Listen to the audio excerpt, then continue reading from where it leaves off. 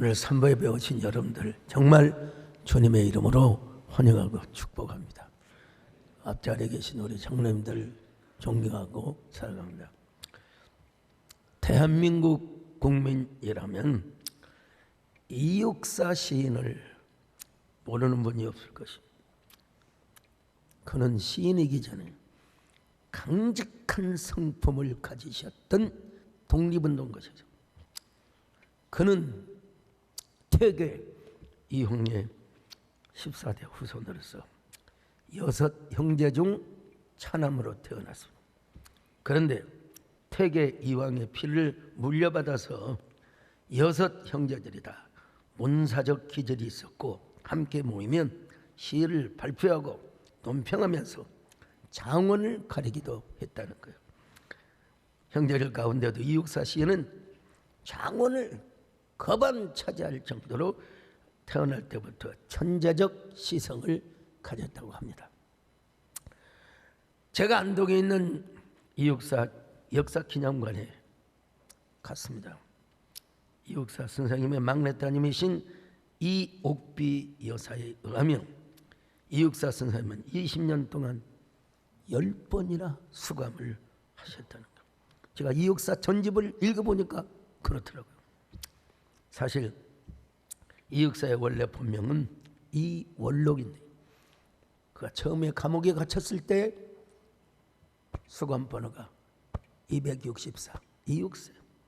그래서 일제에 저항하는 의미로 자신의 이름을 이육사라고 했다는 거죠. 이육사 선생님의 성품이 얼마나 강직했으면 차관이 몽안학교 일기였는데 처남에 일본 경찰에 잡혀가서 온갖 매를 맞고 고문을 당하다가 이 고문을 이기지 못해서 주변 독립운동가 이름을 다 버려버렸어. 그래서 이육사 선생님을 비롯하여 독립운동을 했던 동료들이 줄줄이 잡혀가.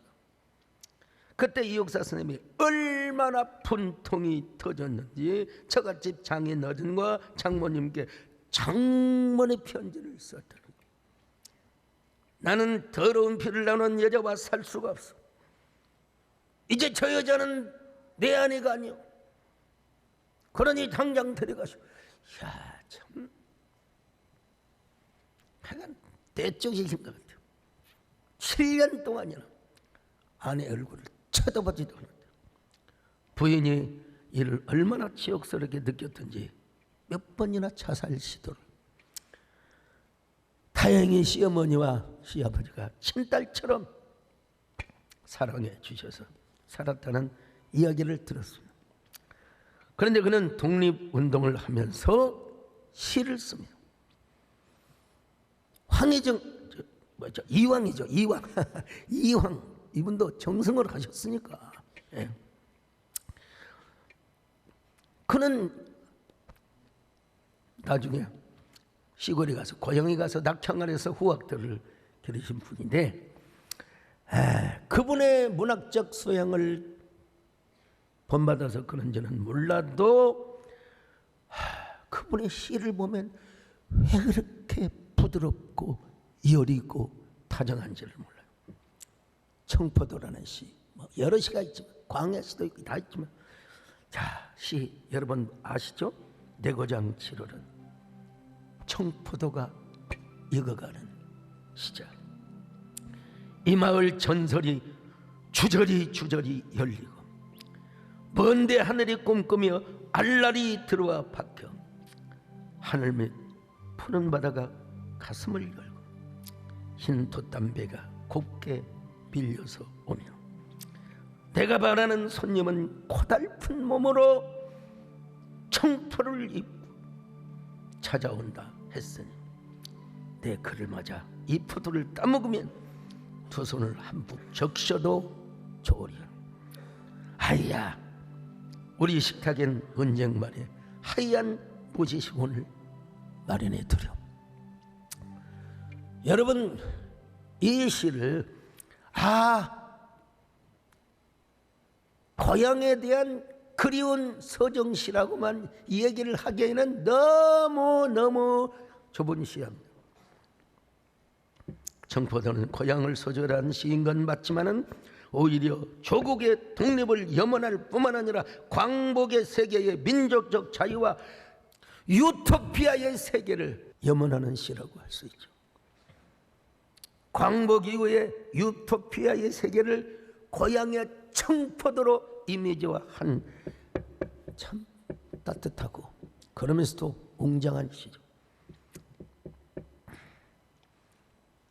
이육사 시인에게 있어서 청포도는 절망 속의 희망이요, 푸르른 미래요, 독립의 염원에 대한 선명하고 부드러운 이미지라는 것입니다. 포도가 알알이 싱그럽게 익어갈수록 자신이 살던 고향의 마을은 희망의 이야기로 가득하고 흰 돛담배의 이미지처럼 꿈이 환하게 열린다는 것입니다. 청포도 하나를 가지고 얼마나 아름답고 선명한 이미지를 만들어냈어. 시에 있어서 함축, 은닉, 이미지, 반어, 역설, 낯설격에 우리 이육사 선생님은 그 옛날 분인데도 불구하고 요즘 문창고를 졸업한 것도 아닌데도 불구하고 이렇게 아름다운 시를 쓰셨어요. 그분의 막내 따님이신 이옥비 여사에 의하면 자신의 아버지가 시를 쓸 때 꼭 성경을 보셨대요. 성경. 그분이 항상 구약 성경을 나와요. 그분이 가지고 다녔. 성경을 가지고 다녔을 뿐만 아니라 시를 쓸 때 성경을 보고. 사실 성경에도 이미지 언어를 많이 쓰고 있습니다. 시가서, 또 선지서 모두가 시입니다. 그런 곳에 보면 뭐 이사야 다 보면은 선지서, 예레미야 다 시입니다. 시.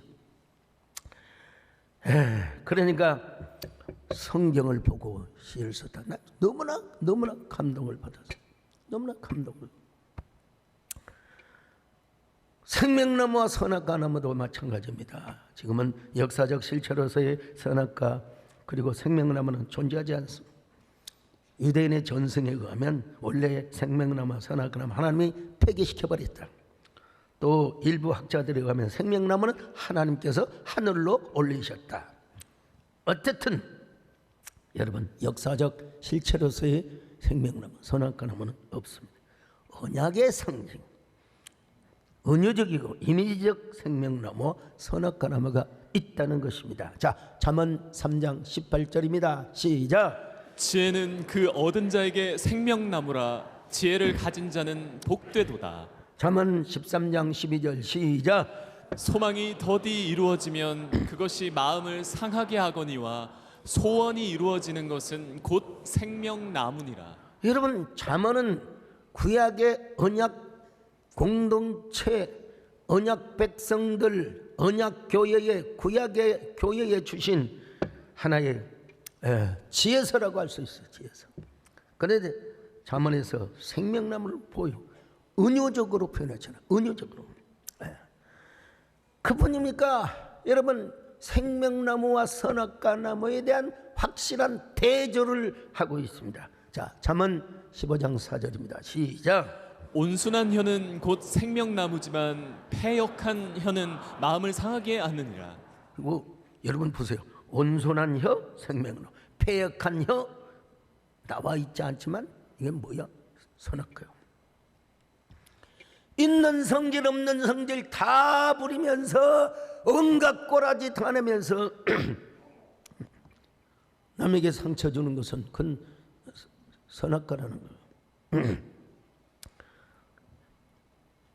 여기 잠언에서도 이미지와 은유적으로 여러분 생명나무를 말씀하고 있지 않습니까? 다시 말씀드리면 여러분 역사적 실체로서 선악과나무, 생명나무는 존재하지 않습니다. 언약의 교훈, 언약의 실체, 은유적 이미지에 대한 이런 생명나무의 교훈이 있다는 사실. 그럼에도 불구하고 교훈으로서 언약으로서 주었던 이 생명나무 선악과 성경에서 두루두루 말씀하고 있는데 요한계시록 보면 결국 생명나무로 이야기를 마칩니다. 요한계시록 22장 14절입니다. 시작. 자기 두루마기를 빠는 자들은 복이 있으니 이는 그들이 생명나무에 나아가며 문들을 통하여 성에 들어갈 권세를 받으려 함이로다. 여러분, 다시 한번 정리합니다. 선악과를 선택하는 것은 하나님 필요 없어. 나 혼자 살 수 있어. 자주적 독립. 뱀이 그렇게 욕을 했거든요. 너 죽지 않아. 하나님처럼 너 사는 거야. 너 판단하고 사는 거야. 원래 우리는 하나님 의존적 존재로 지음을 받아서. 근데 자꾸 우리는 자꾸 하나님 그냥 예배 와서만 하나님이지 모든 영역에서 하나님을 찾지 않아. 여러분, 그러면 우리 영혼이 침침하게 되어 있습니다. 아담과 하와가 선악과를 따먹자마자 어디로 쫓겨났어요? 아니, 뭐 쫓겨나기 전에 먹거나물 갖다 밑에 가서 숨었잖아요. 네. 영혼이 침침하고 하나님과 교제를 잃어버리고 말아요. 왜냐하면 그것이 블랙털이니까. 선악과를 따먹는 것 즉시 하나님과의 교제를 잃어버렸어요. 교제는커녕 두려워서 동산나무에 숨어버렸어요. 자, 창세기 3장 7절로 8절입니다. 시작. 예, 그들의 눈이 밝아져 자기들이 벗은 줄을 알고 무화과 나무 잎을 엮어 치마로 삼았더라. 그들이 그날 바람이 불 때 동산에 거니시는 여호와 하나님의 소리를 듣고 아담과 그의 아내가 여호와 하나님의 낯을 피하여 동산 나무 사이에 숨은지라. 에덴의 동쪽으로 쫓겨났다는 이야기는 다 뭐 지난번에 말씀을 드렸습니다. 에덴의 동쪽으로 쫓겨날 뿐만 아니라 여러분 선악의 눈이 밝아져 버렸어요. 눈이 밝아져 버렸어요. 창세기 3장 7절 보실까요? 시작. 예, 그들의 눈이 밝아져 자기들이 벗은 줄을 알고 무화과 나무 잎을 엮어 치마로 삼았더라. 여러분 옛날에는 자신들이 벌거벗고 있는지도 왜? 죄가 없었으니까.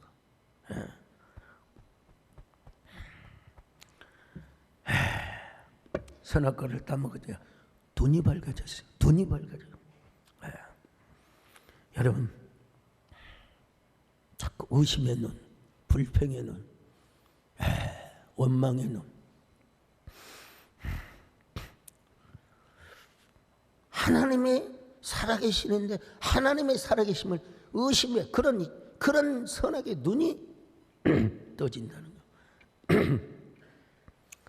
여러분 복음에도 음지가 있고 양지가 있어요.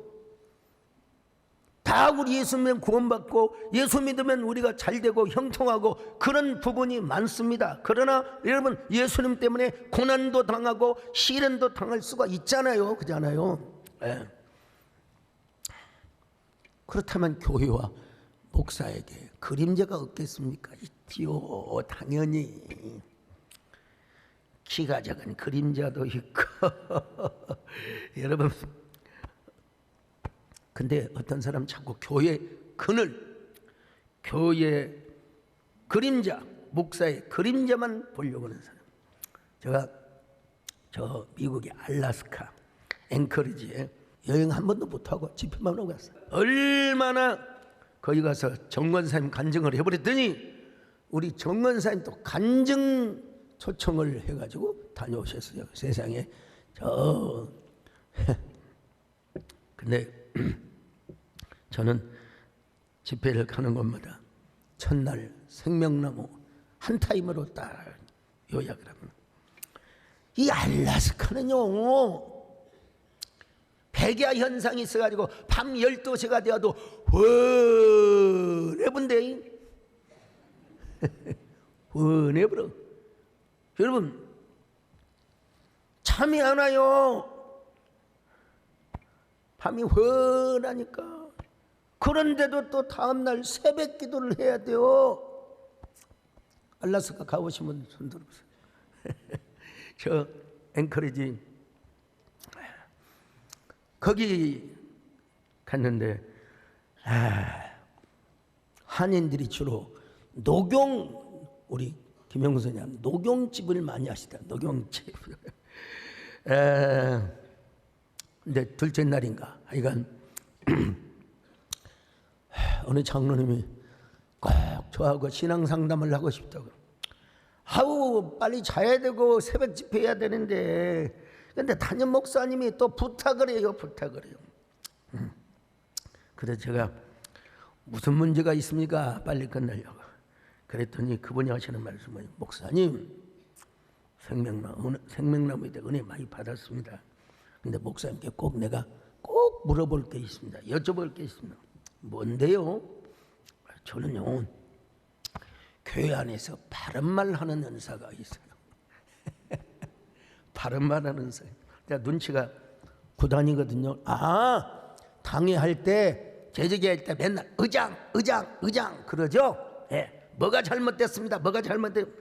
예, 그렇습니다. 저는 남이 안 보이는 게 보여가지고 자꾸 이렇게 바른말하는 은사가, 그건 은사가 아닙니다. 장로님, 그건 선악과의 노예고 그리고 애찬의 암초입니다. 건설적 건의를 해야지. 예? 제가 말씀을 드렸어요. 유다서 1장 12절 같이 봅니다. 시작. 그들은 기탄 없이 너희와 함께 먹으니 너희의 애찬의 암초라. 옛날 시골에 그냥 여름에는 꽁보리밥만 먹다가 가을에 햅쌀밥이 나오면 진짜 아주 그냥 어쩐다고요? 죽여줘요. 참기름 넣어가지고 쌀 비빔밥 만들면 그냥 둘이 먹다가 혼자, 옛날에 그랬어요. 요즘 쌀이 흔하지만 그렇게 맛있게 먹다가 뭐예요? 돌을 확 씹어버려. 정말 이걸 뭐라고 하냐? 애찬의 암초라고 하는 거예요. 내가 애찬의 암초라니. 그 장로는 하나님 은혜로 무릎을 팍 꿇고, 목사님 기도해 주십시오. 간절히 기도해 드려요. 주여, 우리 장로는 애찬의 암초가 되지 않게 하여 주옵소서. 저보다 훨씬 나이가 드셨으니까 지금 살아계신지 모르겠는데, 아무튼 마지막 날 집회 때 녹용 2개 갖고 오면서, 목사님 생명나무 선택하겠습니다. 그거 저 청건사님 끌어드렸습니다. 어쨌든 그 장로님은 참 그런 세월을 사셨더라고. 끝까지 그랬었어야 되는데 제가 알아보지도 않고. 여러분, 라이프 트리를 선택하면 그렇지가 않습니다. 여러분, 블랙 트리를 선택하니까 다 모든 게 네 탓이고 하나님 탓이고. 아담이 뭐라고 해서 하와를 보고, 자, 창세기 2장 23절 같이 볼까요? 시작. 아담이 이르되 이는 내 뼈 중에 뼈요 살 중에 살이라. 이것을 남자에게서 취하였은즉 여자라 부르리라 하니라. 여러분, 선악과를 따먹고 나니까 선악의 노예가 되어버린 아담이 뭐라고 하느냐? 하나님이 주셔서 나와 함께 있던 저 여자 때문에. 자, 창세기 3장 11절로 12절 시작. 이르시되 누가 너의 벗었음을 내게 알렸느냐? 내가 내게 먹지 말라 명한 그 나무 열매를 내가 먹었느냐? 자, 하와는 뭐라고 있습니까? 저 뱀이 나를 꿰어서 따먹었나이다. 13절입니다. 시작. 여호와 하나님이 여자에게 이르시되 내가 어찌하여 이렇게 하였느냐? 여자가 이르되 뱀이 나를 꿰므로 내가 먹었나이다. 아담도 책임지지 않고 하와도 책임지지 않고 회개할 줄 알아요. 회개해야 돼요. 은근하게 하나님을 원망. 그때 주여 잘못했습니다. 다시 한번 기회를 주옵소서. 뭐 역사에 if라는 건 없지만 그랬어야 되지. 그랬어요. 옛날에 해갑은 아주, 저도 우리 장로님들이 얼마 전에 회갑잔치를 해주셔서 감사합니다만, 옛날에 회갑잔치 근사하게 했잖아요. 고명하신 분들도 많이 오시고, 그 선임 장로님이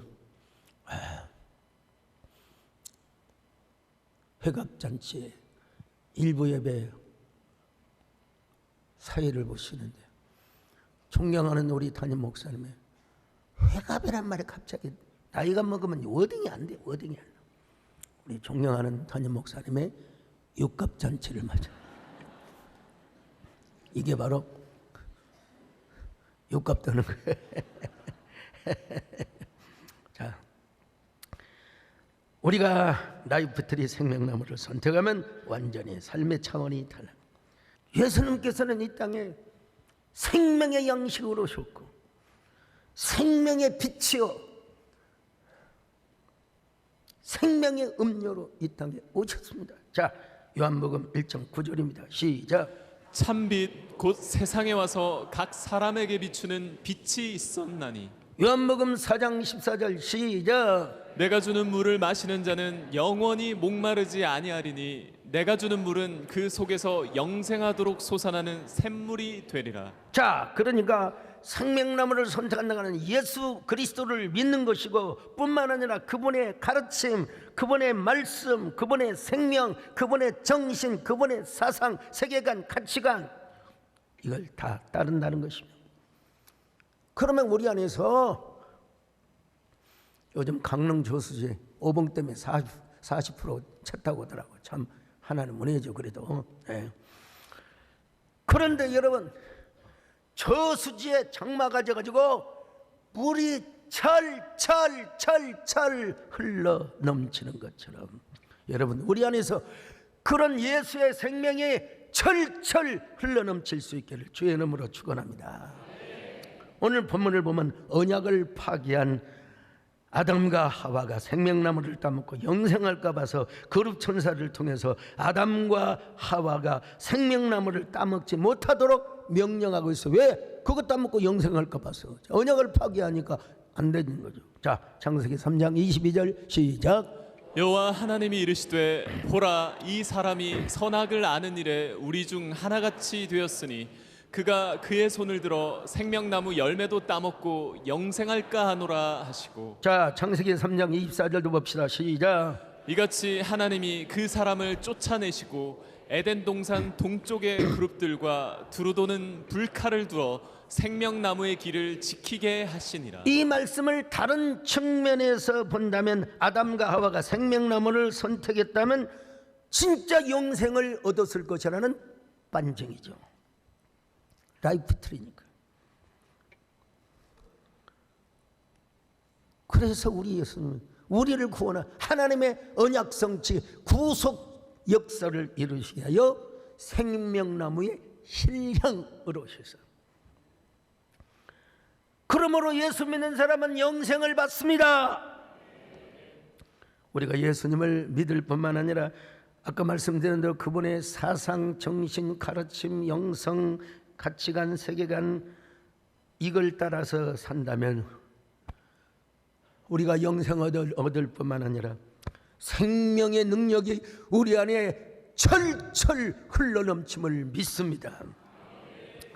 그뿐입니까? 여러분, 생명나무를 선택한 사람은, 우리가 기독교가 기복 종교는 아니지만 그래도 소원이 성취가 되고 기도가 응답이 된다는 것입니다. 자, 잠언 13장 12절입니다. 시작. 소망이 더디 이루어지면 그것이 마음을 상하게 하거니와 소원이 이루어지는 것은 곧 생명나무니라. 여러분도 생명나무를 선택하셔서 여러분의 삶이, 오늘 서미영 집사님이 참 어떻게 저는 술 한 잔 못 하거든요. 심장에 쇼크가 와가지고 저는 체질상 안 돼요, 절대.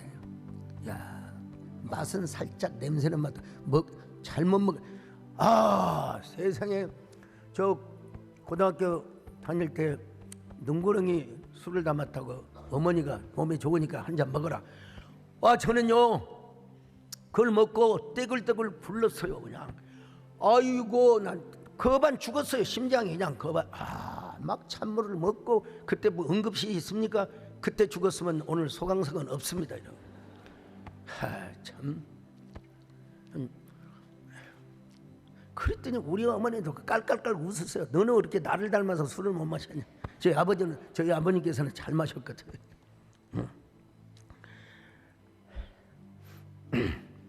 여러분도 소망이 이루어지시기를 바랍니다. 그뿐입니까 여러분? 영혼이 순결해지고 투명한 영성, 순결한 영성을 갖게 되면 이 세상에 어떤 두려움도 없다는 것입니다. 담대한 사람입니다. 아담과 하와가 선악과를 따먹고 저 동산나무 숲에 무화과나무 이파리로 선악과를 선택하니까 스스로 수치심을 느껴서 생명나무를 선택했다. 얼마나 담대했을까? 얼마나 떳떳했을까? 제 인생에 클라이막스가 몇 번 있었는데요. 그 중에 하나가 제가 광주신학교를 다닐 때 1980년 광주 5.18 민주화 항쟁이 일어났어요.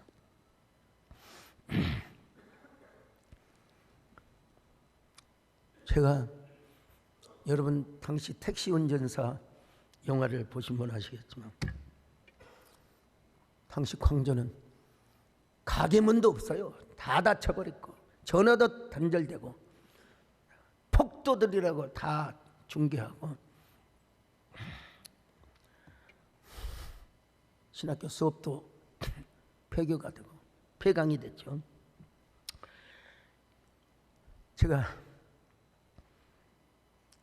오남동, 지금이야 다 아파트 되어 있지만 그 오남동에서 그때 버스가 있습니까? 택시가 있습니까? 전혀 없어요. 오남동에서 임동을 거쳐서 금남로로 걸어갑니다. 군인이 없는 곳이 하나도 없어요.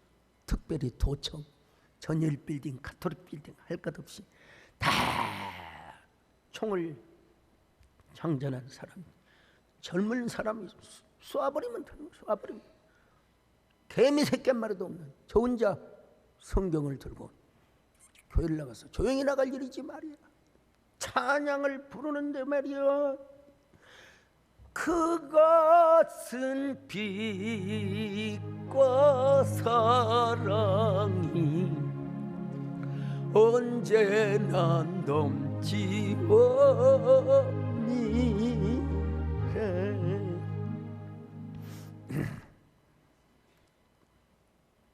너무 무모하다고 했을까요? 간덩이가 부었는지 세상의 그 상황에서 성경 찬송을 들고 다른 데도 아니고 동네 교회도 아니고 저 조선대학교 앞에까지 걸어갔어요. 주일 예배뿐만 아니라 수요 예배까지. 제가 그 700~800명 모인 교회 갔더니 8명인가 9명 모이더라고요. 그 교역자 사찰 집사, 그 얌전하고 선비적인 목사. 야 소강석, 너 뒤지려고 한 장이냐 이 연병을 놈아. 그분도 욕을 잘하시더라고. 오늘 우리 집에서 저거가. 아니요, 저는 기사가 편합니다.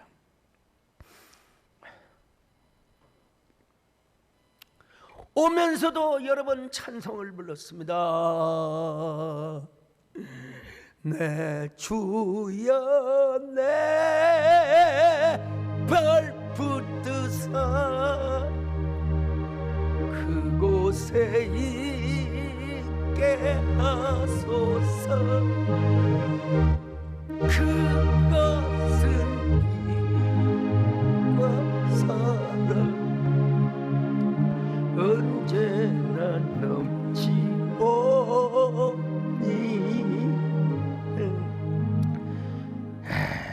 아마 신학교 시절 저만큼 많이 기도하고 저만큼 열심히 전도도 하고 생명수 전도도 하면 또 시험 때가 되면 저만큼 열심히 또 집중해서 공부한 사람도 없어요. 저는 그 순간 하나님께서 저한테 이런 낙점을 줬다고 생각해 소강서 그래 됐다 너 이 정도면 됐다. 잠언 11장 30절 한번 보실까요? 시작. 의인의 열매는 생명나무라 지혜로운 자는 사람을 얻느니라.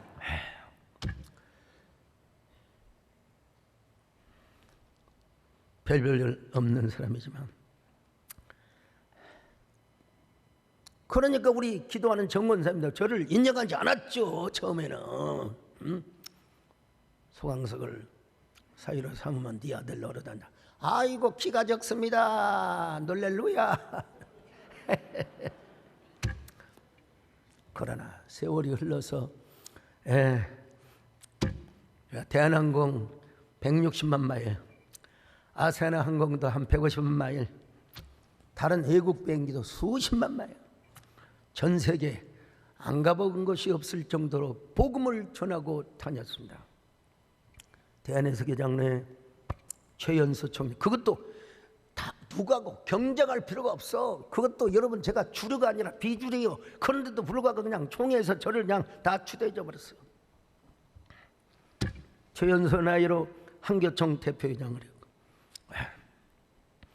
개척목회자로서는 대한민국에서 최대형 교회를 지금 섬기고 있습니다.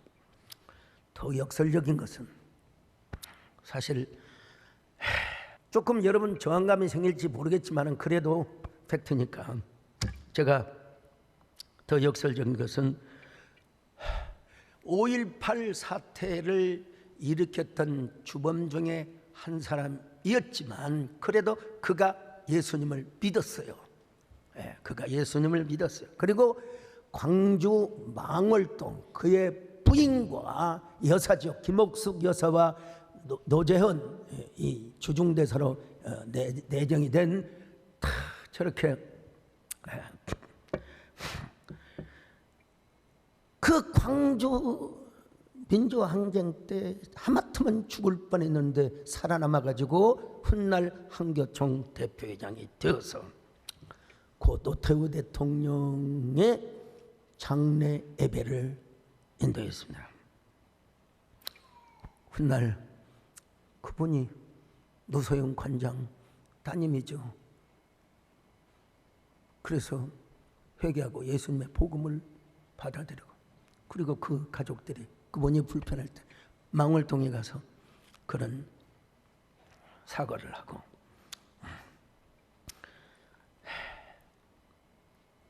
어떻게 제가 하고 싶어서 한 것도 아니고 때가 그때가 딱 맞아서 올림픽 공원에서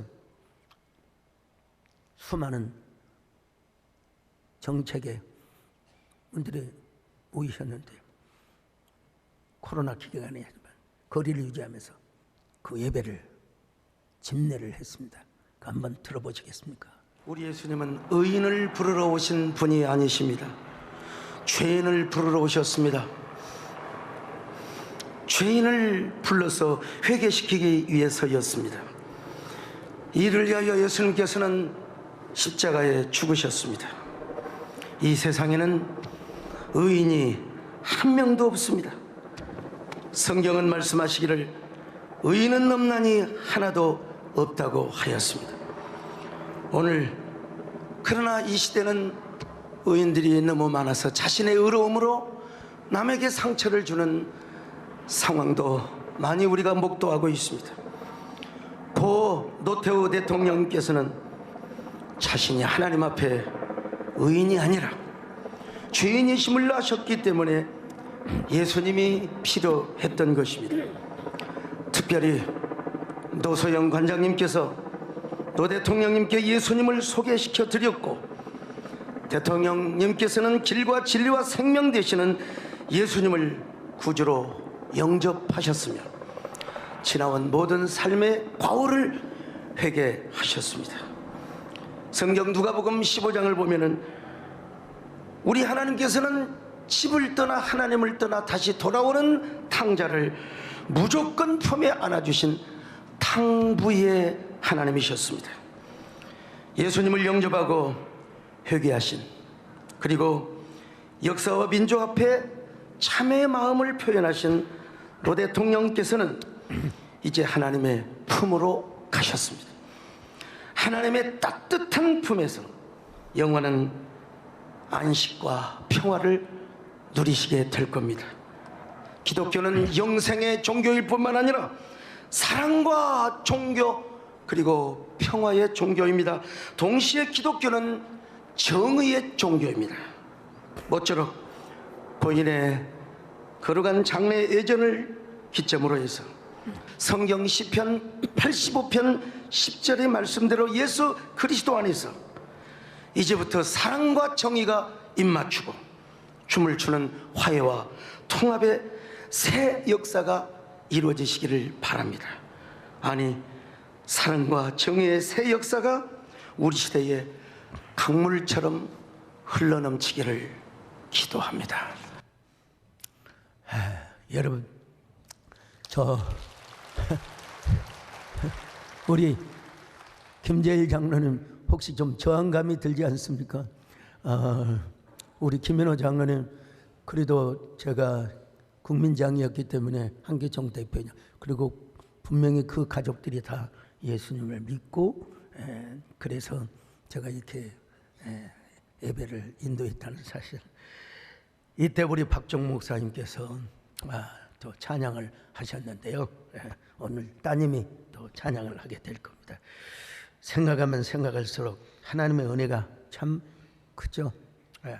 너무 반어적이고 역설적, 거기에 하마터면 총 맞아 죽을 뻔했던 사람, 또 그분이 회개하고 또 역사 앞에 또 다른 대통령과는 다르잖아요.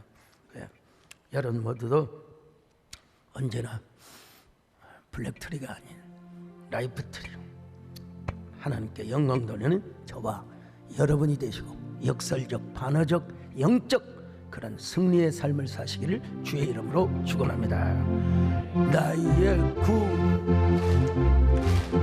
나의 생명, 당신 나의 생명나무, 나의 사랑, 나의 소망, 당신 나의 생명. 하나님 감사합니다. 우리 모두 생명나무 주인공이 되게 하여 주시옵소서. 역설적 반어적 삶을 살 수 있도록 함께하여 주시옵소서. 예수님의 이름으로 기도 올렸나이다.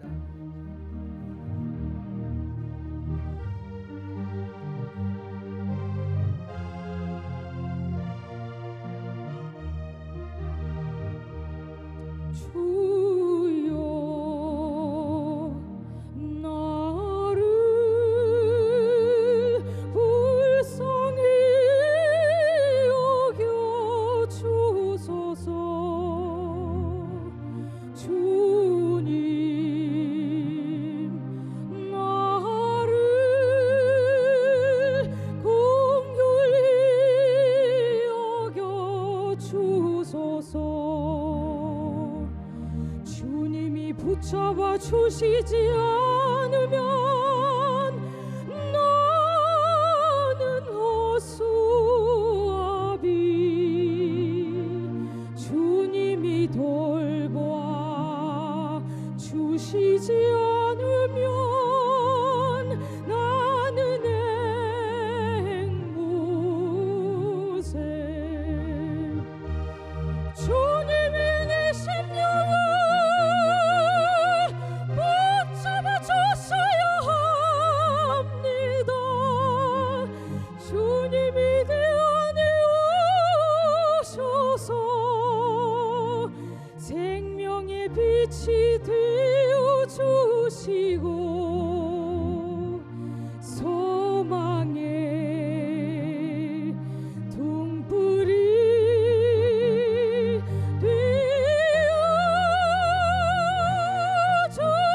되어주소서. 주여 나를 불쌍히 여겨주소서.